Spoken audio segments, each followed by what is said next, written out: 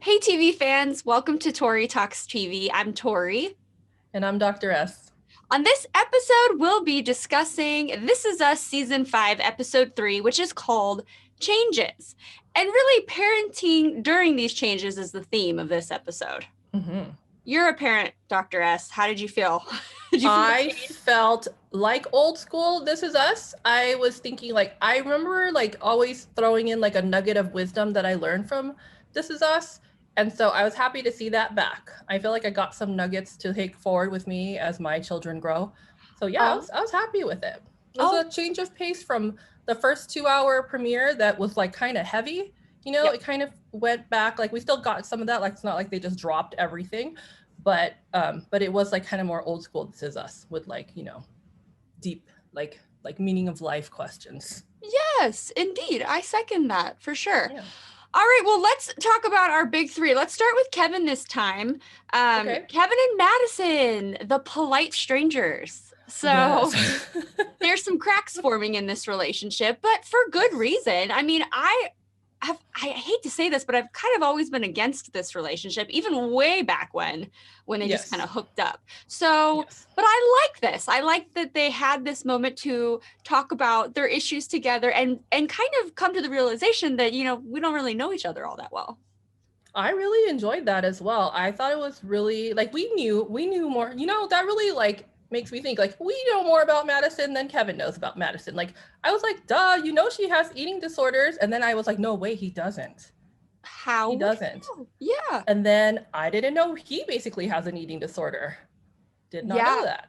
So actually it was their moment in the garage where Kevin said to her, my parents were the most connected couple ever, and they missed so much. And that was the moment that got to me. I was just yeah, they were so good, but yet their kids are messed up. Yes, indeed. That is so true. Well, I don't know if maybe their, romantic love story just kind of took center stage for them. And not that they neglected their kids, but I don't know. Maybe, I don't know. They did have 3 kids all the same age growing up at the same time, puberty hitting at the same time. So. I feel more it just shows you how good parents you could be and still not you just can't do everything. You kind of set the stage for them to do their best, and not their kids are so bad messed up. They just have issues, right? That are, and who doesn't? Well, we all do. Exactly. Yeah. Yes. So I just want to know, where is this going with Madison and Kevin? I don't know if what we were supposed to feel after this. I'm wait, so are you guys just going to be super friendly and co-parent, or are you guys going to still work on it because now that you've kind of bonded a little bit? I feel I like them more now as a couple. I can see it kind of getting to a point where they decide, you know what, we'll just be co-parent friends, but then they wind up maybe falling in love despite all that. That happens. Yeah. I don't know why. I still don't want that to happen. I know. I get it. I don't have anything against either of these characters at all. I just don't feel like they're right for each other. That's not a love story for all time. Yes, exactly. Such a sap, I know. All right, let's move on to Randall. So Randall has found a new therapist, Dr. Vance, which was so cute when he was nervous and he felt like he had to prove himself to him. That was really sweet. And then he gives him a homework assignment, and everything with that was just big, powerful. Yes. I really liked him interviewing with different psychologists. I thought that was kind of a fun little montage. And I was really worried for him. I was oh my gosh, is he going to want to go back to his past therapist? Because they had a good connection. He felt kind of comfortable. But then I did wind up liking the person that he went with, especially in their second session where he gave him the homework. And he was just you look like someone who likes homework. And I felt like he really got Randall in that moment. Yes, exactly. He said he checked all the boxes. Yes. And then, it's basically this arc of him basically figuring out the transracial identity and him growing up with all predominantly white people, or I think all white people. So this is going to be really good for him. I also am, the whole thing with Tess was awesome. That was a great, the writers really embraced our, current state and just went with it. And I'm really glad to do that with Tess. I really liked the way he was able to, like how Beth was like, we can't be good cop, bad cop parents, but Randall went in a way where he still was able to be both good cop and bad cop, but in the same like moment, you know, like he got to say like, I get you, but also you're punished.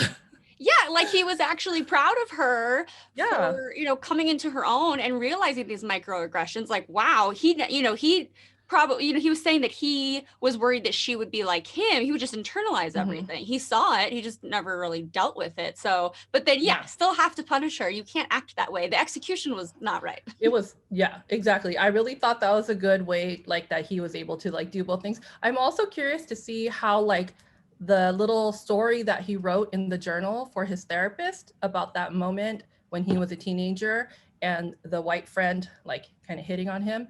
And you can see he was all like confused. And then there was a moment where Tess was like, I don't want to like, you know, like I just grew up around all these straight white people and all this stuff. So I don't quite know exactly like how that's going to like come together, but I feel like that's going to be like a really good, like maybe they have more in common than they thought they did. Like it wasn't just the anxiety, but it was more like negotiating like what it is to be a Black person growing up in like, you know, white middle class America. And so I feel like it's like they're going to have some good moments. Well, yeah, I mean, he's going to know how to help her, you know, at her age and not be 40 and going to therapy for the first time, you know? So yeah, exactly. And then, I mean, Beth is just amazing. I love her. She's so good. Every scene she's in, I just get super excited about. I love her so much. She is deep, but she is hilarious. I think that the actress is just captivating. The pancakes. Oh my gosh, do you know that term? I stuck my foot in this. I know I probably said that wrong, but I just learned that term and I think that is so awesome that they used it. I was like, hey, I actually know what that means. Oh, you learned it right before? I had never heard that before, but I got it when she said it. I was like, okay, I see what it is. But I was like, I've never heard that before. I hadn't until 2 days ago. That was so neat. Okay, and then the last of our big three, Kate. So Kate and Toby meet with their potential birth mom, Ellie, and I am just paranoid all the time, and I'm always scared for Kate, and I'm always like, okay, what's going to go wrong with this? But they really had a lot in common and connected a lot, so it looks hopeful. Yes, I really liked the interplay with Kate and Toby. I've been worried about them for like, you know, the last 2 seasons, like what's going to happen with them.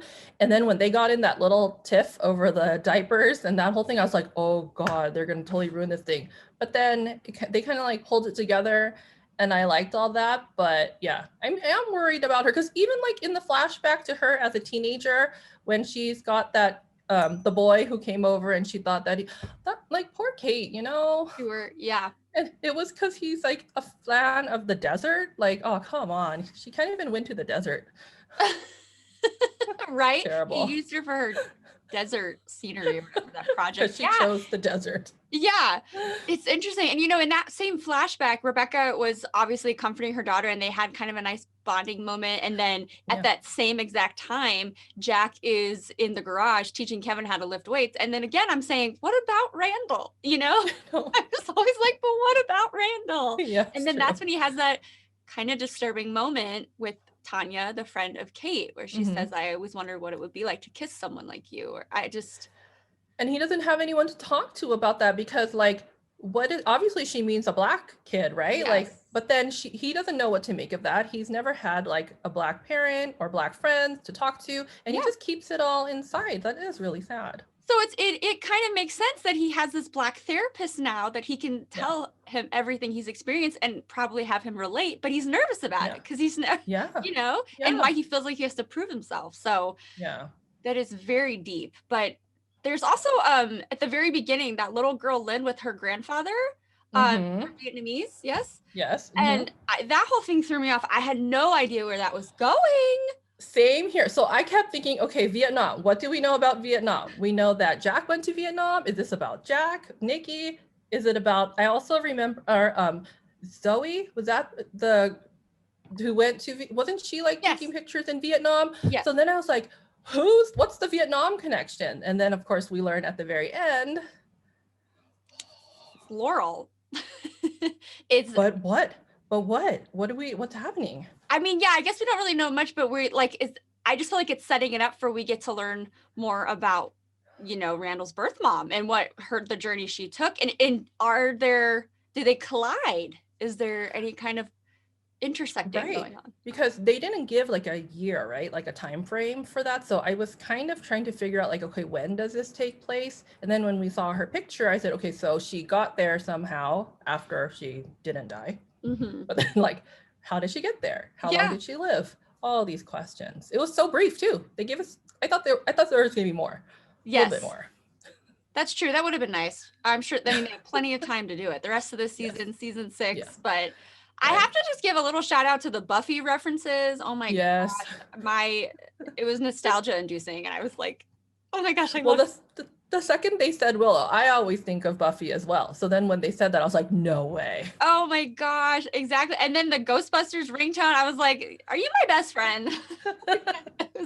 I don't know. It just made me heartwarming for me. But anyway, this was a great episode. I really do like it because it was an explosive first 2 episodes. I mean, you have to get us back into it, but this was kind of a nice little palate cleanser just to ease us back into This Is Us world. Yes, but they still kind of left us with the little COVID, like with the mask and Kate's like crazy toothy grin. Oh my gosh, that was obnoxious. But she liked it. Ellie liked it, so. Anyway, that's all I have for this episode. Do you have anything else to add? No, I think that's it. I like where this season is going. Yes. All right, let us know what you thought of this episode. Like, comment, and subscribe, and then we'll see you next time. Thanks for watching. Bye-bye.